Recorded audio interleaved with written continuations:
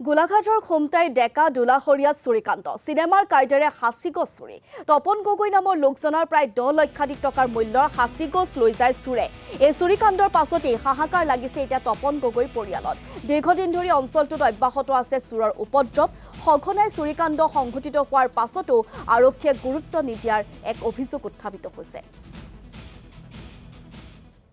আচলতে এইটো বহুত ডাঙৰ মাৰাত্মক কাম কৰিছে আমাৰ এই অঞ্চলৰ ৰাইজ হাঁচিগছতে উপকৃত হৈছে পঢ়া শুনাৰ ক্ষেত্ৰৰ পৰা অসুখ বিসুখৰ পৰা বিয়া বাৰুলৈকে নানা সমস্যাৰ উদ্ধাৰ হয়গৈ কিন্তু আজি ঘপককৈ মই শুনি পালোঁ কালি যোৱা ৰাতি বোলে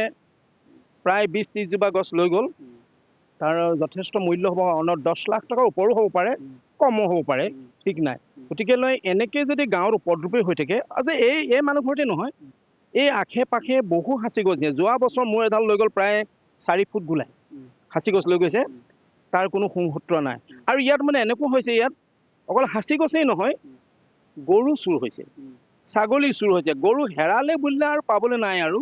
এতিয়া আমাৰ এই অঞ্চলতে অন্ততঃ 40-50টাতকৈ অধিক গৰু